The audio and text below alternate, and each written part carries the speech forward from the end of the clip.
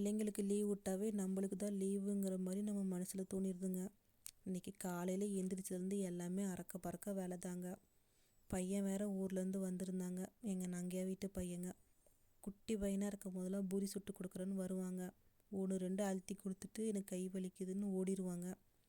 இப்போல்லாம் சாரு வளர்ந்து பெரிய மனுஷர் ஆகிட்டதுனால எனக்கு ஃபுல்லாக சுட்டு முடிக்கிறதில்ல. இன்றைக்கி அவன் தாங்க ஹெல்ப் பண்ணான். பூரியெல்லாம் சாப்பிட்டு முடிச்சுட்டு தீவன பயிர் இருக்க வேண்டிய வேலை இருக்குன்னு காட்டுக்கு போயாச்சுங்க. வீட்லேயே நேரம் ஆகிட்டதுனால காட்லேயும் பயிர் இருக்கிற வேலை கொஞ்சம் கொஞ்சம் தள்ளி போச்சுங்க. இன்றைக்கி வேறு ஒரு ஃபங்க்ஷன் இருக்குங்க. ஃபங்க்ஷனுக்கு போக வேண்டிய வேலை இருக்குதுன்னு வேகமாக பயிர் எடுத்துகிட்டு இருந்தாங்க. பயிர் இருக்கிறதெல்லாம் ஈஸியான வேலை தாங்க, அதை கொண்டு வந்து வீடு சேர்த்துறது தாங்க கஷ்டமான வேலை. சரி, என் பங்கை நான் அறுத்து முடிச்சிட்டேன், நீங்கள் எப்படியே கொண்டு வந்து வீடு சேர்த்துங்கன்னு சொல்லி நாங்கள் கிளம்பிட்டோங்க. அவருக்கு என்னங்க, அவர் ரெடியானா போதுங்க, நாம் ரெடியாகி பாப்பாவும் ரெடி ஆகணுன்னு அவரை விட்டுட்டு நாங்கள் முன்னே வந்துட்டோங்க.